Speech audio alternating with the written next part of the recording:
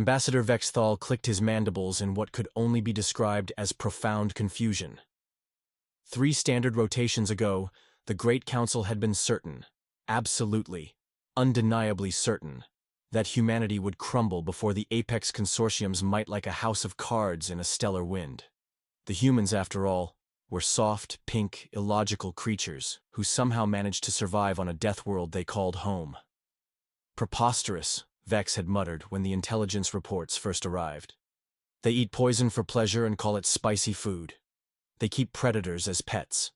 They voluntarily throw themselves out of flying vehicles for entertainment. Surely these mad creatures will surrender immediately when faced with proper military force. Oh, how spectacularly wrong they had been. The first sign of trouble came when Captain Elena Vasquez, a human with the audacity to smile while being interrogated, had somehow convinced 3 Zephyrian war cubs to defect. Not adult warriors, mind you. Cubs. Baby predators that should have been the most malleable, the most easily controlled. Vexthal's secondary heart skipped in rhythm as he reviewed the footage again. There she was, this human female, sitting cross-legged on the floor of her detention cell. Around her, like some bizarre interspecies tea party, sat Crix, Nala, and Torvin, 3 Zephyrian cubs whose parents had conquered 17 systems before their 3rd molting. "What did she do to them?" demanded High Executor Grimvel, his voice a low growl that made the air vibrate. Some kind of mind control? Pheromone manipulation? Subliminal programming? Vexthal's eye stalks drooped. "Sir, according to our surveillance, she told them stories." "Stories?" "Yes, sir. Stories about Earth, about humans, about something called ice cream and playgrounds, whatever those are." The silence in the command chamber was so thick you could have cut it with a plasma blade and served it for dinner. 12 of the galaxy's most feared military leaders stared at the holographic display showing a human woman apparently having the time of her life, while 3 apex predator children hung on her every word. "Run the audio," Grimvel commanded, his voice barely above a whisper. Elena's voice filled the chamber, warm and animated. "So there I was, 8 years old, standing at the top of the biggest slide in Central Park. My mom had said it was too scary. My dad had said I was too small. But did that stop me? Absolutely not. Because here's the thing about humans, little ones. We're terrifyingly stubborn." Crix, a cub with scales that shifted from deep purple to silver, leaned forward. "What happened next, Elena friend?" "Well, Crix, I went down that slide so fast I thought I was going to achieve escape velocity. Halfway down, I realized I might have made a terrible mistake. But you know what? I laughed. I laughed so hard that by the time I reached the bottom, everyone in the park was staring. Not because I was scared, but because pure joy is apparently contagious." Nala, whose bioluminescent patches flickered with excitement, chimed in. "Humans do dangerous things for fun." "Oh, sweetheart, you have no idea. We invented something called bungee jumping. It's where we tie elastic cords to our ankles and throw ourselves off perfectly good bridges. We create entire competitions around who can eat the most burning hot peppers. We voluntarily pay money to be scared in dark houses filled with people pretending to be monsters." Torvin, the largest of the 3 cubs, his chitinous armor already showing the characteristic ridges of his warrior heritage, tilted his head. "But why?" Elena's grin was visible even through the grainy hologram. "Because, my fierce little friend, life is short, and the universe is vast and mostly empty. If you're going to exist in it, you might as well have some fun." Grimvel made a sound that was somewhere between a growl and a whimper. "Turn it off." "Sir, there's more. They've been asking her about human culture, human values, human—" "I said turn it off." The High Executor's roar shook dust from the ceiling panels. Vexthal quickly complied, but the damage was done. They all knew what they had witnessed. 3 cubs of the most militaristic species in the known galaxy, sitting enraptured while a human taught them about joy. "Status report on the parents," Grimvel demanded, his composure somewhat restored. Colonel Threx 9, whose species communicated primarily through controlled electrical discharges, sparked nervously. Sir, that's become complicated. Define complicated, Colonel. Well, sir, War Prime Kessler, that's Crix's mother, has requested a formal meeting with Captain Vasquez. War Prime Nix wants to know why her daughter Nala has started asking about something called birthday parties.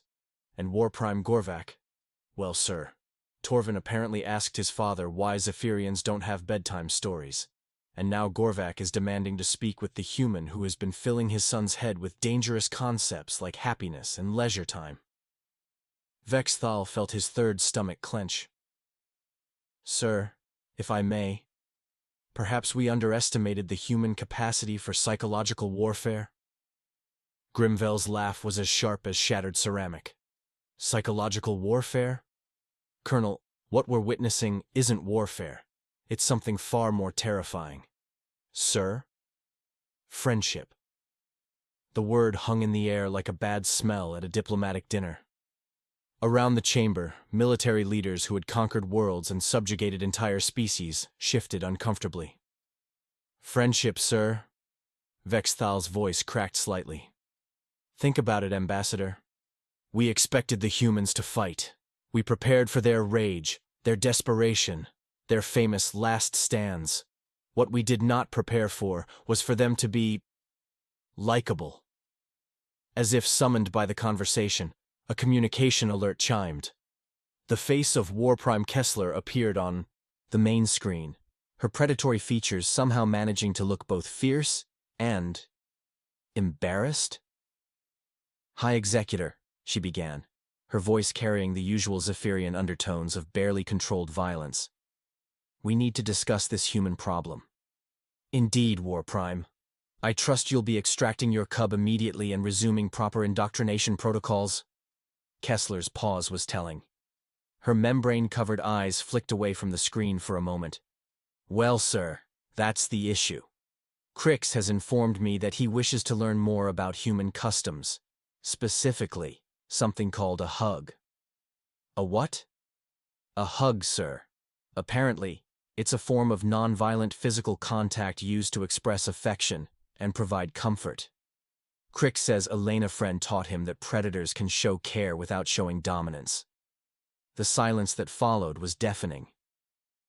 War Prime, Grimvel said slowly, as if speaking to someone suffering from severe head trauma. Your son is a Zephyrian warrior. He is genetically programmed to establish dominance hierarchies. He molts razor-sharp scales and can generate bioelectric fields capable of stunning a Rigelian battle ox. Yes, sir. And yesterday he asked me if I wanted to share something called cookies while we watch the sunset. Another pause. Longer this time. Sir, Kessler continued, and now her voice carried a note of something that might have been wonder. When was the last time any of us watched a sunset just to enjoy it? Vexthal made a small, strangled sound. Around the chamber, he could see the same realization dawning on every face. When had any of them last done something purely for enjoyment? When had they last laughed without it being at someone else's expense? When had they last felt happy? The communication ended, leaving them all staring at a blank screen. Sir, Colonel Threx9 sparked nervously. What are your orders? Grimvel was quiet for a long moment. When he spoke, his voice was uncharacteristically soft. Monitor the situation, and perhaps we should schedule meetings with the other war primes. Sir? If we're going to deal with humans, Colonel, we need to understand what we're truly facing. And what we're facing isn't an enemy. What is it then, sir? Grimvel looked at the frozen image of Elena Vasquez on the screen, surrounded by 3 predator cubs who looked more relaxed and content than any Zephyrian had in recorded history. Something far more dangerous than weapons or warfare, Colonel. Hope. As the command staff filed out, Vexthal remained behind, staring at the screen. Somewhere in the detention levels, a human woman was probably telling more stories, teaching more impossible concepts like joy and friendship, and the radical idea that life could be about more than conquest and domination. And somewhere in the back of his mind, Ambassador Vexthal found himself wondering what ice cream tasted like. This, he thought with growing alarm, was exactly how civilizations fell. The next morning brought even more disturbing news. Security Chief Valktor burst into Vexthal's office without permission, his usually pristine uniform wrinkled and his eye stalks twitching frantically. "Ambassador, we have a situation," Valktor announced, his voice pitched higher than usual. "The Cubs have started teaching other prisoners." Vexthal's coffee cup, a recent acquisition he had picked up from studying human habits, though he would deny it if asked, slipped from his grip. "Teaching them what, exactly?" "Songs, sir. Human songs. Something called Row, Row, Row Your Boat has been echoing through detention level 7 for the past 3 hours. The Crystalline Empire's ambassador is demanding we stop the psychological torture." "It's not torture, it's—" Vexthal caught himself before finishing that thought. What was it exactly? "Show me." The security footage was even more alarming than expected. Elena sat in the center of what had become an impromptu classroom, with not just the 3 Zephyrian cubs, but also 2 Regelian diplomats, a Centaurian trader, and somehow, impossibly, a Void Walker, who usually communicated only through interpretive dance. "Life is but a dream," they sang together, their voices creating a harmony that should have been biologically impossible given their different vocal structures.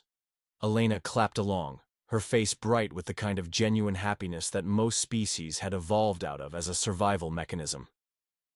"The Void Walker is participating voluntarily," Valktor added weakly. "When we tried to separate them yesterday, it performed what our xenopsychologists are calling an aggressive happiness dance." Vexthal rubbed his temples with 2 of his 4 hands. "What does High Executor Grimvel say about this?" "That's the other problem, sir. The High Executor hasn't been seen since yesterday evening. His aide says he's been in his quarters reading something called Human Philosophy. Apparently Captain Vasquez recommended some authors. Someone named Mr. Rogers." The ambassador's third stomach clenched again. He had heard whispers about this Rogers figure, some kind of human warrior philosopher who conquered enemies through kindness and taught advanced psychological warfare disguised as children's entertainment. "Sir," Valktor continued, his voice dropping to a whisper, "there's more. The Cubs have been asking their parents about implementing human concepts in Zephyrian society. Crix wants to know why they don't have art classes. Nala suggested that combat training might be more effective if they included positive reinforcement. And Torvin, sir?" Torvin asked his father why Zephyrian architecture is so dark and scary, when buildings could be welcoming and pretty. Vexthal felt something that might have been a migraine forming behind his eye stalks. "Please tell me that's the end of it." "I'm afraid not, sir. War Prime Gorvak spent 4 hours last night researching human concepts of urban planning. He submitted a formal proposal to redesign the military academy to include what he calls natural lighting and recreational spaces. The engineering corps is baffled." The absurdity of the situation was almost too much to process. An empire built on conquest and intimidation was being slowly dismantled by a single human woman armed with nothing but stories, songs, and an apparently inexhaustible supply of optimism. "What are your recommendations, Security Chief?" Valktor's antennae drooped. "Honestly, sir, I think we're in uncharted territory. Our standard protocols don't cover scenarios where the enemy weaponizes joy. Perhaps we should consult the experts." "Which experts?" "The humans, sir. They seem to understand how this works." Vexthal stared at his security chief for a long moment, then began to laugh. It started as a small chuckle, then grew into something that shook his entire carapace. "Sir?" Valktor asked nervously. "Are you experiencing a psychological break?" "No, Chief," Vexthal gasped between laughs. "I think I'm experiencing something much worse. I think I'm starting to understand why those Cubs refuse to leave." This, he thought as another wave of completely inappropriate laughter overtook him, was exactly how civilizations fell. The emergency council meeting convened at dawn, though nobody looked particularly emergency ready. War Prime Kessler arrived wearing what appeared to be a flower crown made of bioluminescent fungi. "A gift from Crix," she explained defensively.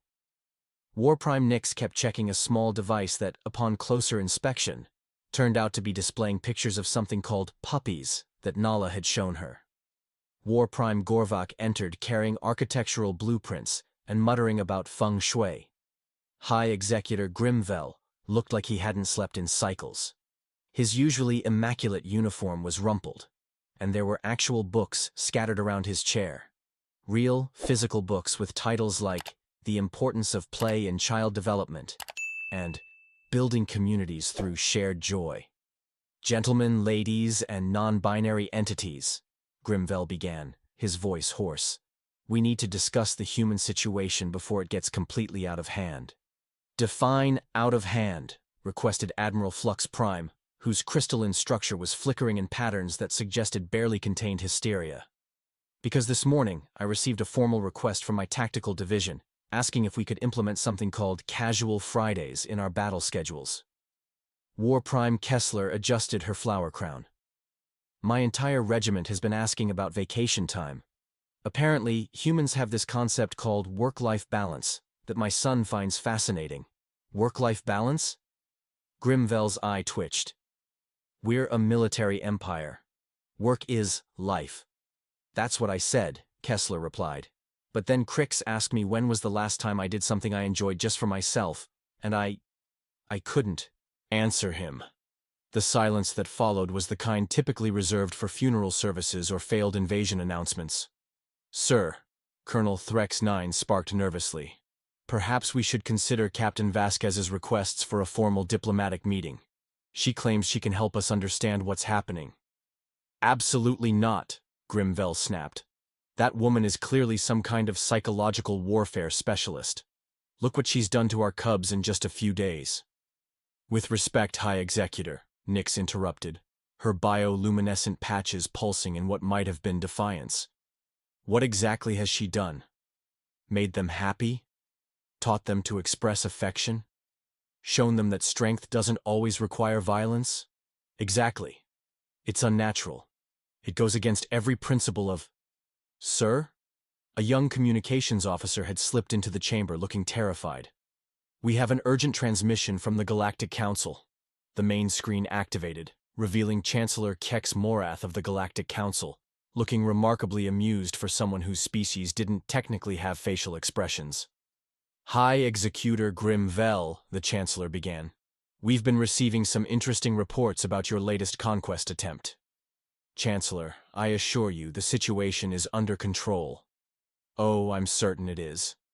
Tell me, is it true that your detention facility has become some sort of interspecies cultural exchange program? Grimvel's color shifted to a shade that didn't exist in nature. I wouldn't describe it in those terms. Because we've had 3 diplomatic requests in the past hour. The Centaurian Trade Guild wants to send representatives to learn about human team-building exercises. The Rigelian Empire is asking about enrolling their military academies in human conflict resolution workshops. And the Void Walkers, well, they've submitted a formal proposal to establish the first intergalactic happiness research institute. The war room erupted in confused chittering, sparking, and what might have been sobbing from the mechanical species. Furthermore, Chancellor Kex Morath continued, clearly enjoying himself. We've received a formal complaint from the Crystalline Empire stating that the singing from your detention center has been keeping their ambassador awake. Apparently, something called Kumbaya is both infectious and impossible to remove from one's consciousness once heard. Chancellor, we are prepared to resolve this situation immediately. Oh, but that's the beautiful part, High Executor. You don't need to resolve anything. Captain Vasquez has formally requested to address the Galactic Council. We've agreed. The bottom fell out of Vexthal's world. What? Tomorrow, at Galactic noon, Captain Elena Vasquez will present humanity's case for full membership in the Galactic Council. Her supporting witnesses will be 3 Zephyrian cubs, 2 Rigelian diplomats, 1 Centaurian trader, and apparently a Void Walker who has learned to express joy through interpretive dance. This is preposterous, Grimvel roared. Humans are a pre-contact species. They have no right to... Actually, the Chancellor interrupted smoothly, According to subsection 47 of the Contact Protocol, any species that can successfully demonstrate peaceful coexistence with 3 or more council member species for a period of 72 hours qualifies for expedited membership review. Captain Vasquez has been coexisting quite peacefully with your prisoners for 96 hours now. The screen went dark, leaving the council chamber in stunned silence. War Prime Gorvac was the first to speak. So, does this mean we're not at war with humanity anymore? It means, Grimvel said slowly, that somehow, a single human has managed to outmaneuver the entire Apex Consortium using nothing but friendship and apparently addictive musical compositions. Sir, Vexthal said quietly, perhaps we should consider that this isn't a defeat. Perhaps it's an opportunity. Every eye, stalk, and optical sensor in the room turned to him. Think about it. For generations, we've conquered through fear and intimidation. Our empire spans hundreds of systems. But when was the last time any of our subjects were truly loyal rather than simply terrified? When did we last have allies instead of subjugated populations? Your point, Ambassador? Vexthal looked around the room at his fellow council members. Kessler with her flower crown, Nyx checking her puppy pictures, Gorvac with his architectural blueprints for happiness. My point is that maybe the Cubs are onto something. Maybe refusing the throne doesn't mean rejecting power. Maybe it means choosing a different kind of strength. 2 hours later, Vexthal found himself walking through the detention levels, past cells that no longer looked like cells. Someone had hung colorful fabric from the ceiling. Art covered the walls. Collaborative pieces created by species that had been enemies just days before. The sound of laughter echoed from multiple directions. He found Elena in the main common area, teaching a mixed group of aliens something called charades. A Rigelian was apparently acting out the concept of vacation, while a Centaurian tried to guess by flailing all 6 of its appendages enthusiastically. Elena looked up as he approached, her smile bright and welcoming. Ambassador Vexthal. Perfect timing. We were just discussing whether the council chambers would benefit from some interior decorating. Torvin thinks the acoustics would be better with some soft furnishings. Captain Vasquez, he began formally, then stopped. Elena, may I ask you something? Of course. How did you know? How did you know that this would work? Elena's expression grew thoughtful. You know what the funny thing is? I didn't. When you captured me, I was terrified. When they brought in those 3 beautiful, deadly cubs, I thought I was finished. Then why? Because fear makes us smaller, Ambassador. And I decided that if I was going to die, I wasn't going to die small. I was going to be as human as possible right up to the end. Crix bounded over, his scales shimmering with contentment. Vex friend. Elena friend is teaching us about something called democracy.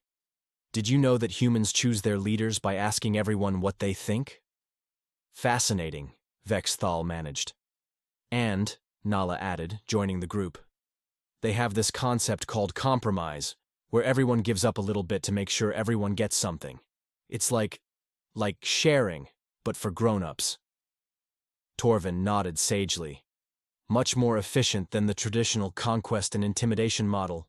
Lower overhead costs, higher satisfaction ratings. Elena laughed. See? Your cubs are natural diplomats. They just needed someone to show them that there were other options. That evening, as Vexthal prepared his report for the High Executor, he found himself staring at a blank screen for a long time. How do you explain that an empire built on fear had been conquered by a kindergarten teacher armed with songs and stories? Finally, he began to type, recommendation, immediate cessation of hostile activities toward humanity. Further recommendation, formal alliance proposal.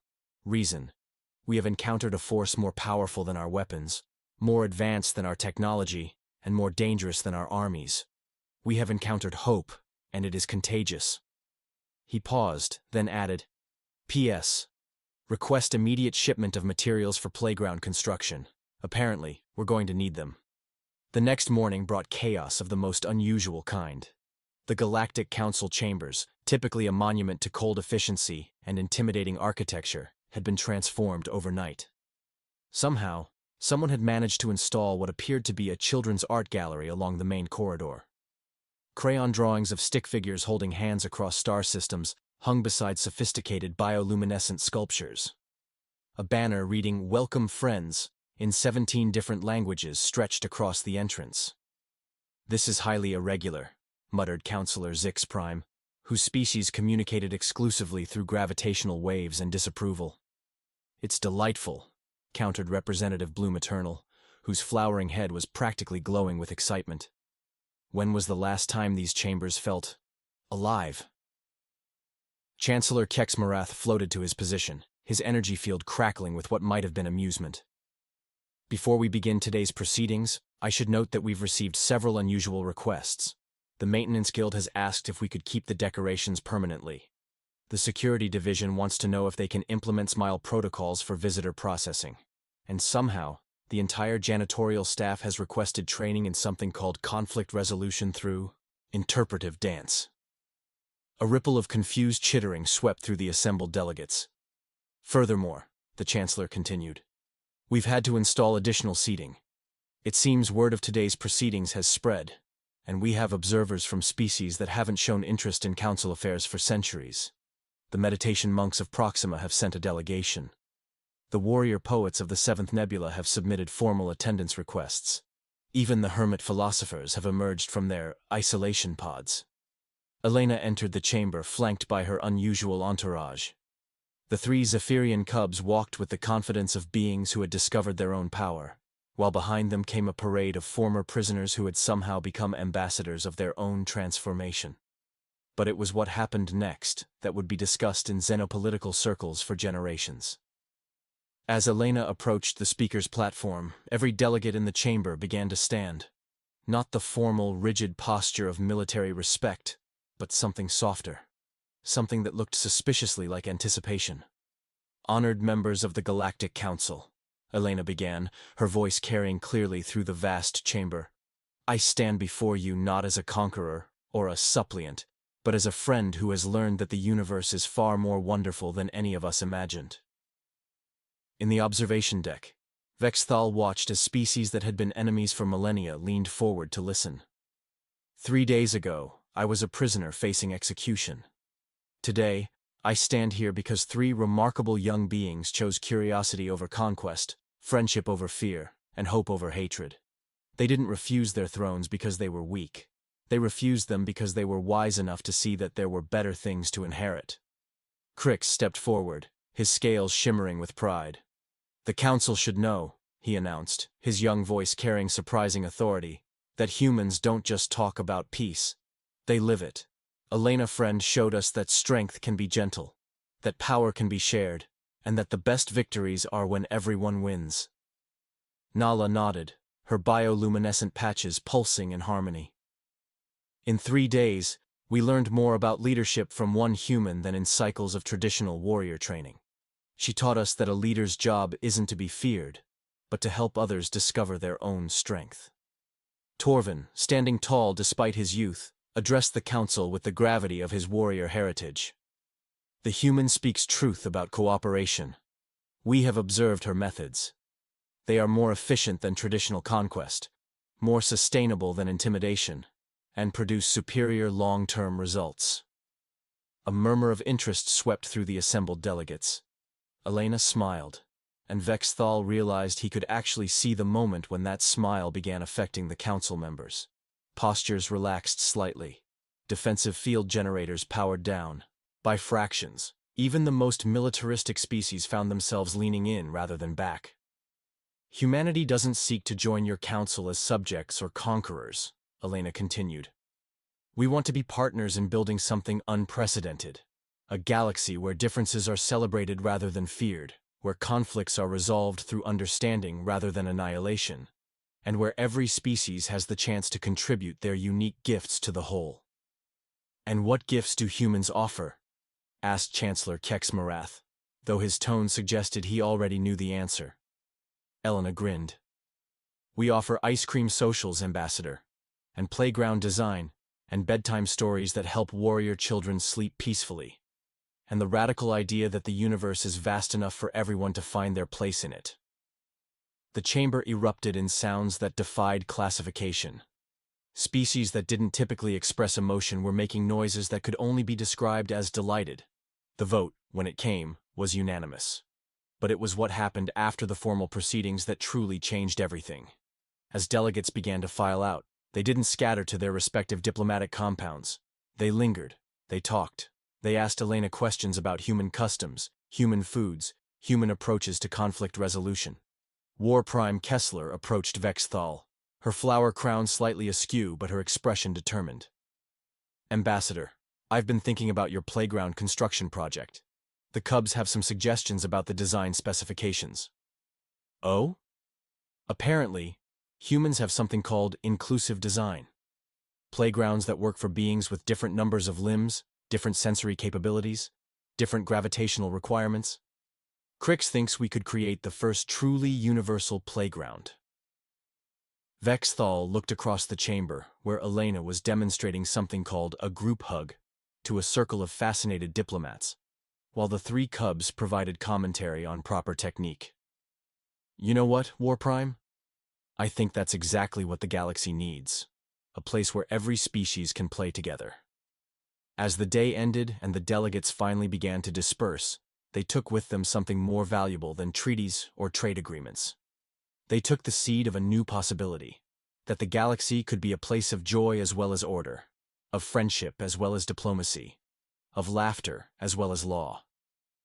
Elena stood before the great viewport, watching ships from dozens of worlds departing not as strangers, but as the beginning of something unprecedented. Quite a day, Vexthal said, joining her at the window. The best kind, Elena replied. You know what the funny thing is?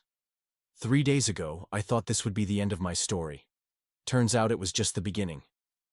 Outside, ships that had never flown in formation together were arranging themselves into what could only be described as a celebration parade, complete with light displays and what appeared to be synchronized engine music. 3 months later, Ambassador Vexthal stood in the same viewport, but the view had changed dramatically. The space around the council station bustled with activity that would have been unimaginable before Elena's arrival. Construction vessels from a dozen species worked together on something the Cubs had dubbed the Universal Playground, a massive orbital platform designed to accommodate every known form of galactic life. The engineering challenges are fascinating, reported Chief Constructor Blip Wur, whose mechanical voice carried an unusual note of enthusiasm. We're incorporating Zephyrian bioluminescent gardens, Rigelian zero-gravity chambers, human swing sets adapted for beings with 17 different limb configurations, and somehow the Voidwalkers have contributed a section that exists in 11 dimensions simultaneously. Vexthal nodded, watching as Elena supervised a group of young engineers from various species. She wore what had become her unofficial uniform, a jumpsuit covered in handprints from different alien children, each one a different color and texture. The most remarkable part, Blipwur continued, is the efficiency. Traditional construction projects require extensive negotiations, territorial disputes, and usually at least 3 minor wars. This project has had 0 conflicts, 15 friendship ceremonies, and what the humans call a potluck dinner every evening, where species share their native cuisines. In the distance, a small ship approached the station. Through his enhanced optics, Vexthal could see its passengers, more Zephyrian families, coming to enroll their Cubs in what had become known throughout the galaxy as Elena's School of Practical Friendship. Sir, his aide announced, you have a communication from the Warrior Academy. They're requesting Elena's curriculum for mandatory implementation in their leadership training programs. Vexthal smiled, an expression that had become far more common among his species lately. Tell them she'll be delighted to help, but warn them, her teaching methods are highly addictive. As he watched Elena demonstrate the proper technique for what she called a friendship high five to a group of young crystalline entities whose parents had once been the galaxy's most feared assassins, Vexthal reflected on how completely their universe had transformed. The Apex Consortium still existed technically, but it had evolved into something unprecedented, the Apex Cooperative, dedicated to helping species reach their highest potential through mutual support rather than domination. Military academies now taught conflict resolution alongside combat techniques. Diplomatic missions included cultural exchange programs as standard procedure. And throughout it all, 3 cubs who had refused their violent inheritance continued to prove that the greatest strength sometimes came from choosing a different path entirely. Yes, Vexthal thought as he watched the birth of a new galactic order. This was exactly how civilizations fell, and exactly how better ones were born.